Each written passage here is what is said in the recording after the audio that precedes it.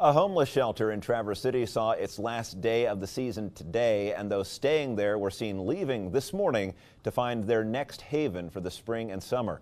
Safe Harbor runs mid-October until the end of April, and many believe that it should remain open year-round. Organizers with We the People Michigan and Traverse City residents gathered outside Safe Harbor this morning with signs showing support in keeping the shelter open. The people staying at the shelter were offered shuttles to the Pines and Central Methodist Church and given free sack lunches. Everybody deserves a home. I deserve a home.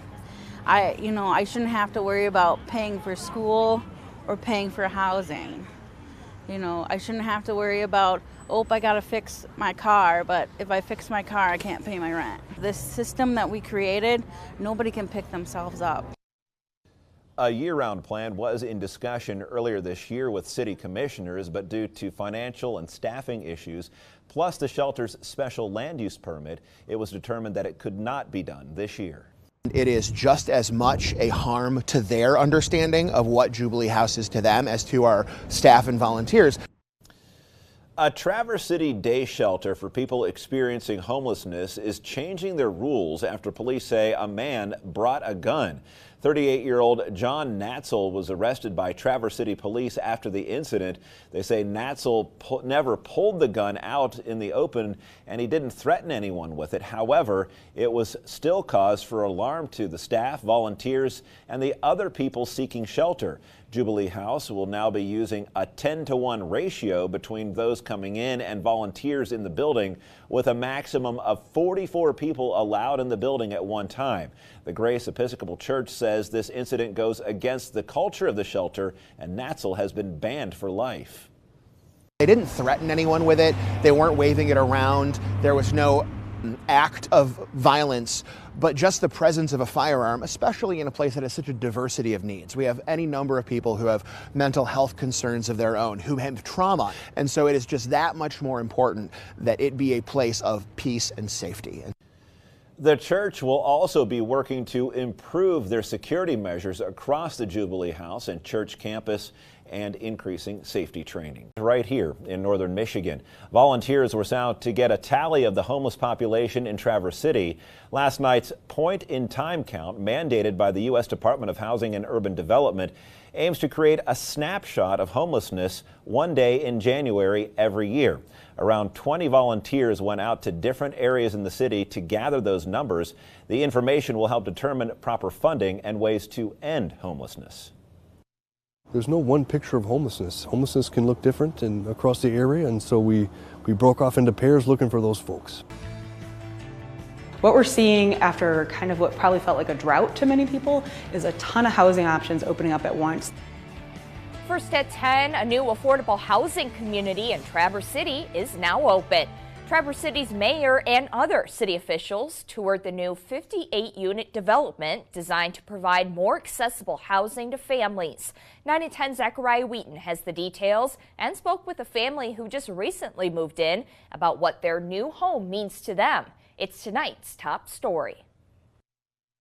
Rent almost everywhere was pretty outrageous. Oh yeah, I mean, $1,800 a month. Yeah, and then the wait lists. Dustin and Jordan Wanagachek met back in 2021, got married, and quickly became a family of 5. But with nowhere affordable to fit their family, they had to live in their parents' basement. I think that can be kind of the misconception that there's only a certain type of people who need affordable housing, and there really is a very wide swath of people who need affordable housing. They spent the past year trying to find something in their budget, being put on wait lists that were up to 2 years long. I was in a hurry trying to find something. I got like a list of all the apartments or housing in town.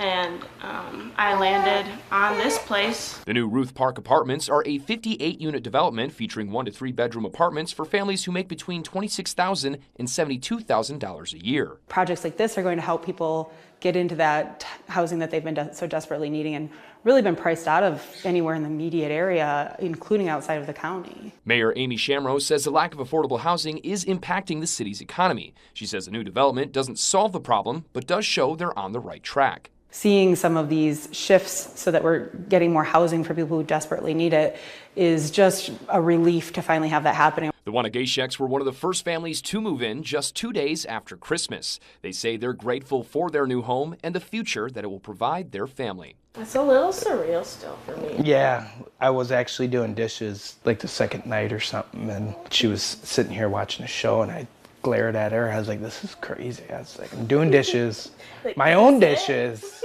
in my own house. In Traverse City, Zachariah Wheaton, 9 and 10 News. This is a lifesaver for our program and for our outreach for our community.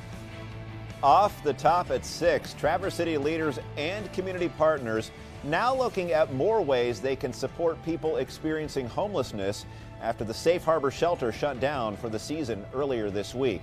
City leaders say 2 portable restrooms, 2 sinks, and 2 benches with solar-powered charging stations will be installed at the Pines. That's a homeless encampment near the village at Grand Traverse Commons. It's all thanks to a $50,000 grant from several area organizations, including the Community Foundation, Rotary Charities, and the Olson Foundation. And the support just keeps coming. Just last week, Munson Healthcare donated $300,000 to enhance the street healthcare program run by the Traverse Health Clinic, Munson, and Goodwill of Northern Michigan. That's going to be super important for us for helping our operational expenses of being able to run our mobile medical unit, as well as adding a new care manager position that's going to help link our patients when they're in the hospital or in the ER back to our outpatient street medicine team. And he says the street program started up back in 2020. And while short-term solutions can help right now, Traverse City leaders are drawing up plans to help in the long term. 9 and 10's Jody Meeson sat down with City Manager Liz Vogel about those plans. She also spoke to homeless advocates and local law enforcement about the impact those plans would have in tonight's top story. Why wait 13 months to get people into permanent supportive housing when we can help them today? Traverse City City Manager Liz Vogel says the Board of Commissioners voted on a resolution to make a formal request for $360,000 to help support people experiencing homelessness. Part of those funds will help get people into Goodwill's recently acquired East Bay Flats. I was approached by Dan Buren, the director of Goodwill Industries, and he said, Liz, we have LIHTC funding, and it's coming through in June, but June of next year. The funding she's referring to is a low-income housing tax credit. Vogel says they have the units and the staff to provide permanent supportive housing right now, just not the funding. We're kind of fast-tracking something that could be delayed until next year, but we're hoping to get people 3 to 5 at a time per month into that facility. Vogel says they're also looking at other long-term solutions like getting another community police officer and another caseworker at the request of the police chief. I'm ecstatic that it's being considered and being presented to the City Commission. I think it'll help out our community policing way of policing here in Traverse City, building trust with community members. The chief says it also helps the unhoused with critical resources and has other benefits for his department. Ryan Hannon with Goodwill says all the moves that the city and community partners is doing is a step in the right direction. I'm really glad that the city is looking at all angles of homelessness and really making sure they take a focus on the solution to homelessness, which is housing, and then to have the city looking at ways that they can improve the living situations of people who are living unsheltered is also exciting. He says shelters and accommodations are temporary solutions, so it's promising movement that it's taking more action. Having the city look at the root cause of not enough housing and a lack of housing for the people that are homeless, it's really exciting to see the work towards the solution to homelessness. The City Commission will discuss the amendment at their meeting on Monday evening. In Traverse City, Jody Meeson, 9 and 10 News. Seeing a lot of people unsheltered. We're seeing a need for more shelter in our community. Right off the top tonight, the City of Traverse City working with area organizations to help give people experiencing homelessness the resources they need. Traverse City is home to the Pines Homeless Encampment near the Old State Hospital and the Safe Harbor Homeless Shelter. And tonight, the City Commission will be discussing a plan to extend Safe Harbor's service to be year-round. 9 and 10's Megan Huskins has a preview for us in tonight's top story.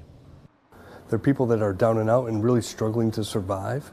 and we really need to come together as a community to serve this population better. There are many different nonprofits and churches who provide meals, showers, and clothes for people who are homeless.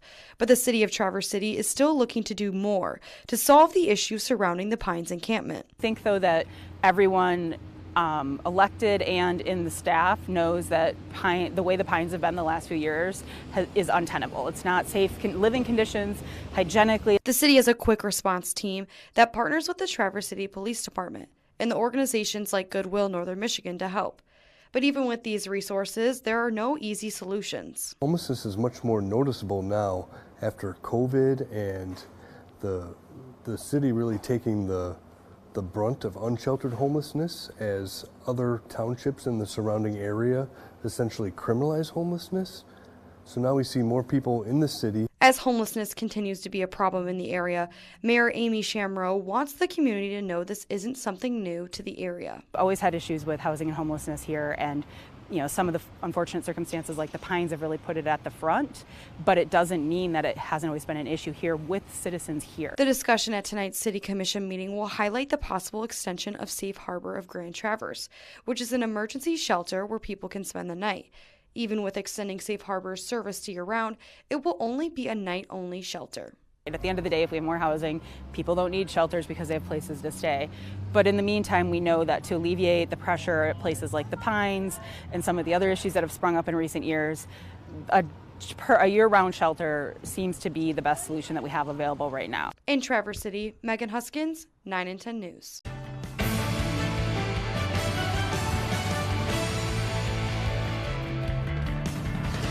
They don't know that it's out there. They don't know who they can turn to.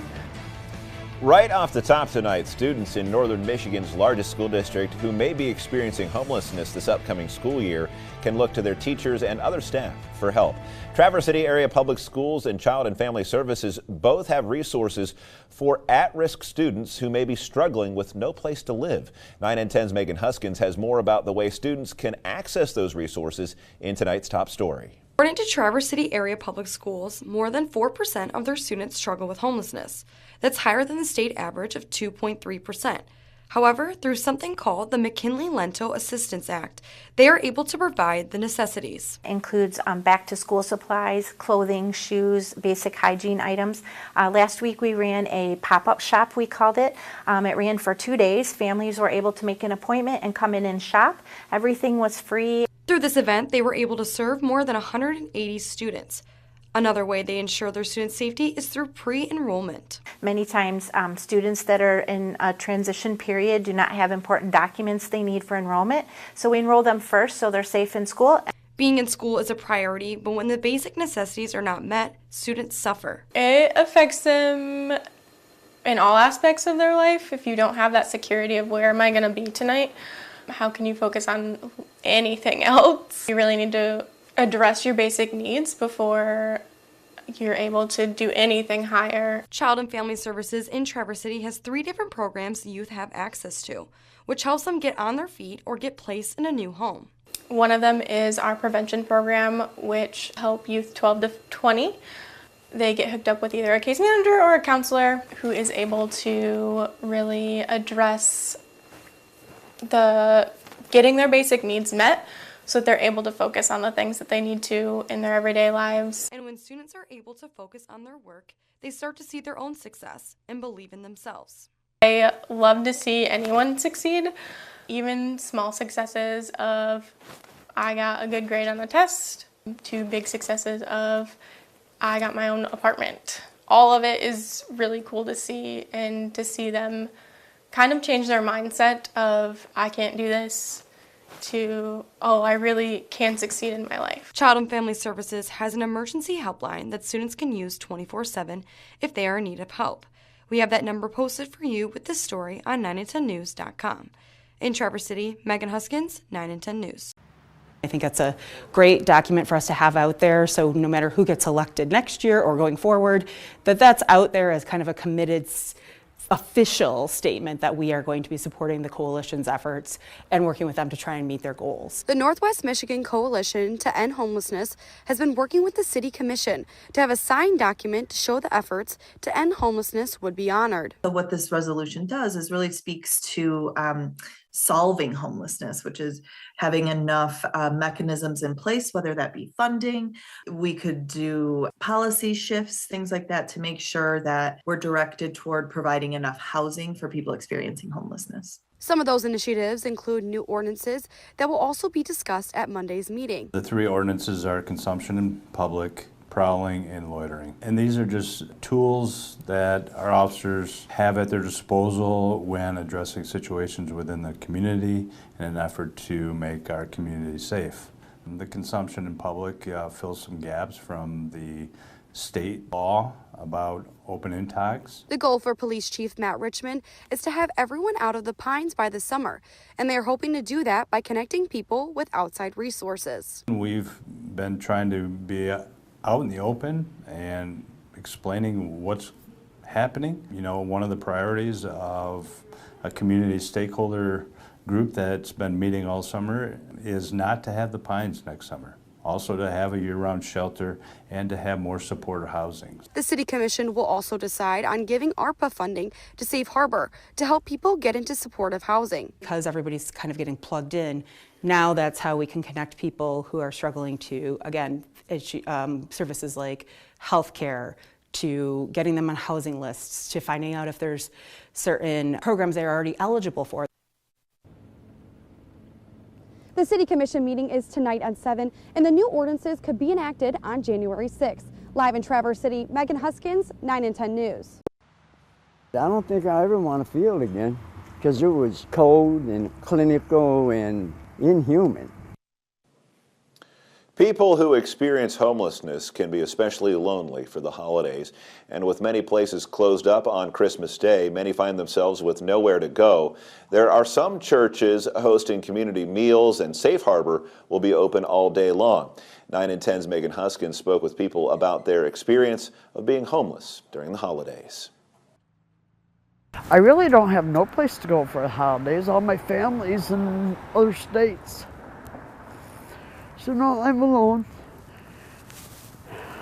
The holidays can be a time of joy and belonging, but others in the community experiencing homelessness can feel the exact opposite. I've got osteoarthritis, and it's really hard during the holidays because I suffer from depression. The chronic pain doesn't add to it, and no support system here. I've got one friend. She's been like I call her my second big sister, or second sister, because my first sister, Kathy, passed away. Well, she's been the only person that's been supportive for me. Deb Habian isn't sure where she will be heading for the holidays, but churches and other nonprofits try to spread the word so no one is left alone on the holidays. Safe Harbor will be open all day, like they are on the weekends for Christmas, for the people that stay there the night before.